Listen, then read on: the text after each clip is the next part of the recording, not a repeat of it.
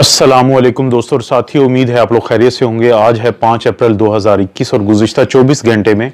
जो नए केसेस हैं उनकी तादाद है 4323 और जो कोरोना का शिकार हुए हैं उनकी तादाद है 43 यानी 43। इसके मुकाबले में अगर आप पड़ोसी मुल्क भारत का जायज़ा लें तो वहाँ पे एक दिन में 1 लाख नए केसेस आए हैं और ज़ाहिर है ये पूरा जो एरिया है, पूरा जो रीजन है अब नए इन्फेक्शंस की जद में है, तो इसलिए बहुत ज़्यादा ज़रूरी है और पाकिस्तान में अब कोशिश भी की जा रही है ताकि एसओपीज़ को फॉलो किया जाए और कम से कम ये केसेस हो जाएं 24 घंटे में, जो अक्सर मैं आप लोगों को जिक्र करता हूँ। अगर आप जायज़ा लें इस एक कर्व का तो ये आपको आइडियल कर्व लगती है, ये आपको एक ऐसी कर्व लगती है कि जो हर मुल्क चाहेगा कि उनकी ये कर्व हो, क्योंकि यहाँ पे अगर आप देखें तो हर 24 घंटे में जो नए केसेस हैं उनकी तादाद इंतहाई कम हो चुकी है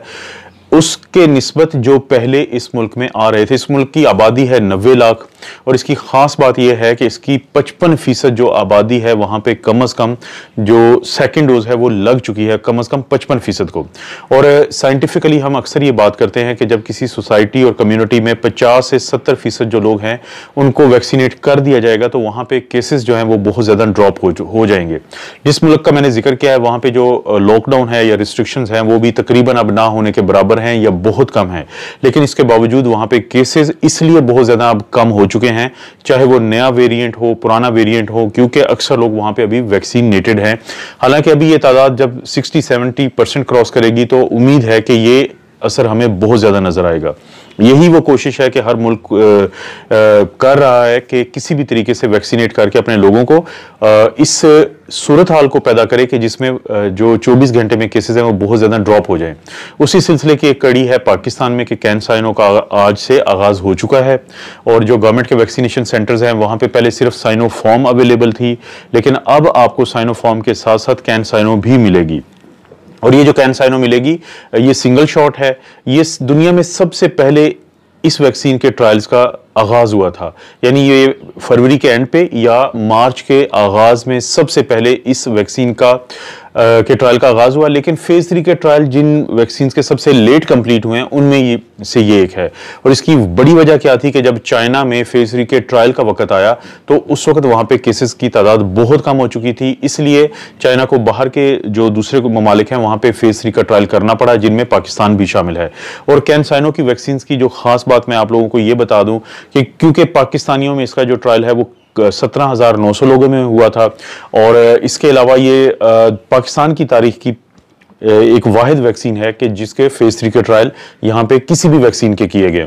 और पूरी दुनिया की निस्बत पाकिस्तानियों के अंदर इसका इफेक्ट बहुत अच्छा रहा। यहाँ पे साइड इफेक्ट बहुत कम आए और यहाँ पे जो एफिकेसी थी, जैसे कि दुनिया में 65.4% एफिकेसी थी पूरी दुनिया में, क्योंकि दुनिया के और भी बहुत सारे ममालिक थे जहाँ पे इनके ट्रायल हुए थे, क्योंकि कम अज़ कम 30,000 लोगों में इसके ट्रायल हुए थे। लेकिन पाकिस्तान में इसकी जो एफिकेसी थी वो तकरीबन 75% थी और 90% पूरा जो दुनिया में सीवियर डिजीज है या सख्त किस्म की वो बीमारी है कि जिसके बाद लोगों को हॉस्पिटल जाना पड़ता है, तो कैन-साइनो ने 90% लोगों को इस चीज से बचाया। ये एक सिंगल शॉट की वैक्सीन है और अगर हम इसको कंपेयर करेंगे मॉडर्ना या फाइजर से तो ये एक गलत चीज होगी, बल्कि हमें कंपेयर करना चाहिए जॉनसन एंड जॉनसन के साथ, क्योंकि दुनिया में एक दूसरी single shot vaccine Johnson and Johnson है जो तकरीबन इसी तरह की टेक्नोलॉजी के ऊपर बेस करती है, जिसपे एडिनो वायरस की ये है कैन-साइनो जो वैक्सीन है ये बेस करती है। तो उसकी एफिकेसी तकरीबन इससे किसी हद तक कम थी, इससे ज्यादा नहीं थी। और इसके अलावा ये कि इसकी रेफ्रिजरेटर, आम जो रेफ्रिजरेटर है उसके ऊपर इसको स्टोर किया जा सकता है, क्योंकि सिंगल शॉट है तो जिसको एक दफा लग गई उसको जरूरत नहीं होगी वापस आने की और अपने 3 से 4 हफ्ते के बाद अगर वो अपना कोई एंटीबॉडी का टेस्ट करवाएंगे तो उनको पता चल जाएगा कि किस हद तक उनके अंदर ये कारआमद रही है। और पाकिस्तान को मिलेंगी 2 करोड़ डोजेस और 2 करोड़ जो पाकिस्तान को डोजेस मिलेंगी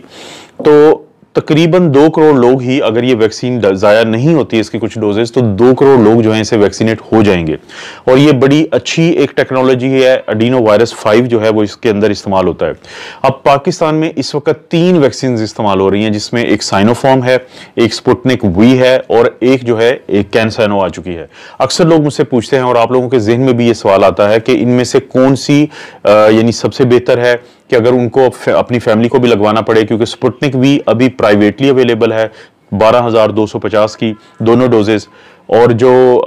कैनसाइनो और साइनोफॉर्म हैं, ये दोनों इस वक्त तक गवर्नमेंट की तरफ से अवेलेबल हैं। तो अक्सर लोगों के जहन में एक सवाल आता है कि उनको कौन सी या उनके फैमिली को कौन सी ये वैक्सीन लगे जो ज़्यादा कारआमद हो सकती है। तो जो मेरा ऑर्डर ऑफ प्रेफरेंस है, जो अभी तक मैं इस पर पढ़ता रहता हूँ, रिसर्च करता रहता हूँ, मैं टॉप पे स्पुतनिक वी को, और ये ज़रूरी नहीं है कि यही आपको भी सूट करता हो सकता है आपके लिए मौजू इनमें से कोई और तरतीब से हो।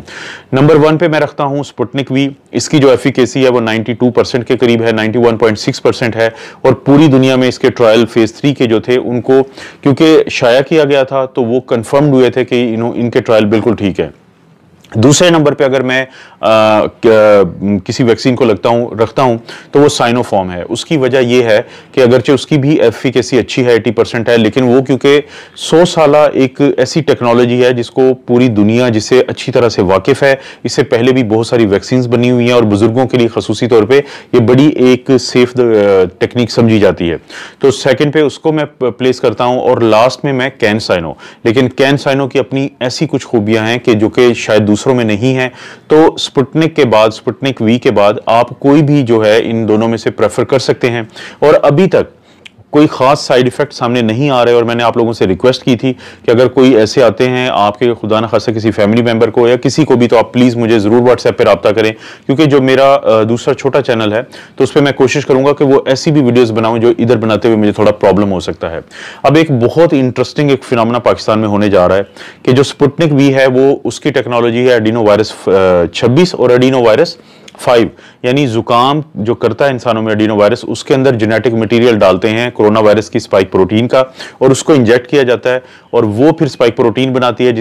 हमारे जिस्म के अंदर, जिसके नतीजे में इम्यून सिस्टम फिर एंटीबॉडीज बनाता है और अपने आप को तैयार करता है उस कोरोना वायरस के हिस्से के खिलाफ, जिसको हम स्पाइक प्रोटीन कहते हैं, ताकि मुस्तकबिल में आने वाली किसी तरह भी का भी जो कोरोना का अटैक है उससे वो उसको काबू कर सके। तो एडिनो वायरस 26 पहली डोज के लिए इस्तेमाल होता है जो रशिया का, और एडिनो वायरस 5 जो 21 दिन के बाद लगती है दूसरी डोज, वो दूसरी डोज के लिए। और जो कैनसाइनो है वो इस्तेमाल करता है एडिनो वायरस 5, यानी वही वेक्टर जो रशियन में दूसरी डोज के लिए इस्तेमाल होता है। तो रशिया ने और चाइना ने पिछले दिनों एक मुआहदा वो कर रहे थे, या उनका मुआहदा ये हुआ है कि उनकी दोनों की डोजेस को मिला के अब वो तजर्बा करना चाहते हैं। उनका ये ख्याल है कि पहली डोज अगर रशिया की दी जाए एडिनो वायरस 26 और दूसरी डोज कैनसाइनो की दी जाए एडिनो वायरस 5, तो वही रिजल्ट होंगे या बेहतर रिजल्ट होंगे बनिस्बत एक डोज देने के, चाहे वो कैनसाइनो की हो या चाहे वो रशियन की, दोनों उनके तजवीज़ करदा हो। उनको ये भी प्रॉब्लम था कि पहली डोज तो उनकी बहुत लोगों को तैयार शुदा मिली है, लेकिन एडिनो वायरस 5 जो दूसरी डोज है उनके पास प्रोडक्शन का इशू था, तो वो मदद लेना चाहते थे कैनसाइनो की। तो क्योंकि पाकिस्तान में खुशकिस्मती से ये दोनों वैक्सीन अब अवेलेबल हैं, ये दोनों वैक्सीन है, तो पाकिस्तानी ये कर सकते हैं कि अगर उनको रशिया की पहली डोज लगती है एडिनो वायरस 5 और उनको अवेलेबल नहीं हो पाती किसी भी तरह से दूसरी डोज स्पुतनिक वी की, तो वो फिर कैनसाइनो की दूसरी डोज के तौर पे वो लगवा सकते हैं एडिनो वायरस 5, क्योंकि वो सेफ भी रहेगी और हो सकता है ज्यादा उसकी एफिकेसी भी हो। और इसके अलावा भी जो अभी जो लेटेस्ट जो सीडीसी है, जो अमेरिका का सेंट्रल फॉर डिजीज कंट्रोल है, उसने रिकमेंड किया है कि उनके मुल्क में वो तमाम लोग जिनकी वैक्सीनेशन हो चुकी है कंप्लीट, यानी 2 डोज की वैक्सीनेशन, तो उनको उन्होंने इजाजत दी है कि वो मुल्क में और मुल्क से बाहर वो ट्रैवल कर सकते हैं। उनको प्री टेस्टिंग की जरूरत नहीं होगी ट्रैवल पे जाने से पहले, और उनको बहुत ज्यादा जो SOPs को फॉलो करना और खास तौर पे जो आइसोलेशन या क्वारंटीन की जरूरत नहीं होगी। जैसे कोई ग्रैंड पेरेंट्स हैं, उन्होंने अगर फुली वैक्सीनेट किया है तो अपने ग्रैंड चिल्ड्रन से जो बीमार नहीं है उनसे बिल्कुल मिल सकते हैं, और वहां पे जाके उनको आइसोलेशन की जरूरत नहीं होगी, लेकिन वो एक हद तक वो SOPs को उनको फॉलो करना चाहिए। लेकिन जब कोई अमरीकी जो फुली वैक्सीनेटेड हो वो मुल्क में वापस आएगा बाहर से, तो आने से पहले टेस्ट जरूर करवा ले, ये उनकी स्टडी का हिस्सा है। तो CDC की ये जो रिकमेंडेशन है ये भी बताती है कि जब फुली वैक्सीनेट आप हो जाएंगे तो आपके लिए बड़ी आसानियां पैदा हो जाएंगी घूमने फिरने में और आने जाने में। और खुद पर्सनली मैंने इस चीज को महसूस किया है कि जब आप फुली वैक्सीनेटेड हो जाएं, सेकेंड डोज के बाद आपको 2 हफ्ते गुजर चुके हों, तो आपको खुद एक चीज फील होती है कि आपको सेंस ऑफ रिलीफ मिलता है। उसकी वजह यह है कि स्टडीज यही बताती हैं कि जब वो लोग जो वैक्सीनेटेड हों, जब वो वायरस से उनका सामना होता है तो या तो उनको इन्फेक्शन नहीं होगी, अगर होगी भी और पीसीआर पॉजिटिव भी आता है तो अलामात हल्की होंगी और सीवियर डिजीज के चांसेस बहुत कम है। लेकिन जैसे मैंने पहले भी तमाम दोस्तों से रिक्वेस्ट की थी कि जब तक उनको सेकेंड डोज के 2 हफ्ते ना गुजर चुके हों या कैनसाइनो की जो वैक्सीन है उसके 3 से 4 हफ्ते ना गुजर चुके हों, तो उससे पहले उन्होंने यही समझना है कि जैसे कि उनको वैक्सीन नहीं लगी है, तमाम एसओपीज को ऐसे ही फॉलो करना है जैसे हम उस वक्त करते हैं कि जब हमें वैक्सीन नहीं लगी होती। और इस बारे में मजीद भी जो इंपॉर्टेंट अपडेट्स आती रहेंगी मैं जरूर बताऊंगा आप लोगों को। अक्सर लोग बच्चों का पूछते हैं कि बच्चों के ऊपर आप वीडियो बनाएं, उनके बारे में मेरी एक ही अंडरस्टैंडिंग है कि जब आपके मुआशरे में जो इन्फेक्शन का रेट बढ़ेगा तो बच्चे भी ज़रूर उसी तरह ही मुतासर होंगे, उनको इन्फेक्शन होगी जिस तरह यंग लोगों को होती है। लेकिन बच्चों में जो सबसे ज़्यादा कॉम्प्लिकेशन आती है कोविड की, वो उनमें आती हैं जिनको पहले से दिल के मसले होते हैं, गुर्दों के मसले होते हैं या सांस के मसले होते हैं, तो वो बच्चे ज़्यादा खतरे में होते हैं। जब से पाकिस्तान में पेंडेमिक आई है पिछले साल के फरवरी मार्च से अभी तक 1 से लेकर 10 साल के 40 जो बच्चे हैं उनकी जिंदगियां गई हैं इस कोविड की वजह से, और उनमें से मेजॉरिटी वो बच्चे थे जिनको पहले से कोई ना कोई प्रॉब्लम था। जैसे कुछ लोग बच्चों में लंग्स का प्रॉब्लम होता है, सिस्टिक फाइब्रोसिस है, कुछ बच्चे होते हैं वो गुर्दों के मसलों की वजह से डायलिसिस पे होते हैं या उन दवाइयों पे होते हैं जो किसी कैंसर के लिए दी जाती हैं, या कुछ बच्चे जो होते हैं उनको दिल के मसले होते हैं जैसे कंजेनिटल हार्ट डिजीज है, यानी जिनके दिल में सुराख होता है। तो ये वो बच्चे हैं जिनको बहुत ही ज्यादा मोहतात रखा जाए, मोहतात रहना चाहिए, इनके पेरेंट्स को मोहतात रहना चाहिए। इसके अलावा कोई बहुत ज्यादा बच्चों के अंदर अगर इन्फेक्शन हुई भी तो वो कोई ज्यादा प्रॉब्लम नहीं करती, उनकी रूटीन की अगर आप केयर करें तो वो 1 हफ्ते के अंदर इस इन्फेक्शन से निकल आते हैं, क्योंकि उनका इम्यून सिस्टम आम तौर पे बहुत अच्छा काम करता है। क्योंकि अगर आप इस 40 के फिगर को आप कंपेयर करें जो 60 साल से जायद के फिगर है पाकिस्तान में कि 4 से 5 हज़ार लोग इसका शिकार हुए इन्फेक्शन का 60 से 70 साल के दरमियान, क्योंकि उनका इम्यून सिस्टम कमजोर था। दोस्तों कोई भी अपडेट होगी तो मैं जरूर आप लोगों को बताऊंगा। और अगर आप लोग इस चीज में इंटरेस्टेड हैं कि किसी वैक्सीन की 2 शॉट्स लगने के 2 हफ्ते के बाद और सिंगल जो डोज है जैसे कैंसाइनो उसके 3 से 4 हफ्ते के बाद, आपने कैसे ये मालूम करना है कि आपको असली वैक्सीन लगी है या नकली वैक्सीन लगी है, और अगर आपको असली भी लगी है तो आप किस कैटेगरी में फॉल करते हैं। क्या आप उस कैटेगरी में जिसका इम्यून सिस्टम ने काम किया और आपका जो मुदाफ़ती निज़ाम है वो ठीक काम कर रहा है कोरोना के खिलाफ या नहीं काम कर रहा। इसके बारे में जानने के लिए मेरा जो कार्डियोलॉजी वाला चैनल है उसके ऊपर वीडियो मैंने बनाई है, आप डिस्क्रिप्शन में मैं लिंक दे रहा हूं, तो आप उसको क्लिक करके वो देख सकते हैं। और अगर आपको प्रॉब्लम होता है तो आप मुझे व्हाट्सएप पे मैसेज करें, मैं आपको उस वीडियो का लिंक डायरेक्ट भेजूंगा ताकि आप लोग देखें वो वीडियोस जिनमें थोड़ा मुझे प्रॉब्लम होता है इस चैनल पे बनाते हुए, तो मैं उस पर जरूर बनाऊंगा ताकि आप लोगों को लेटेस्ट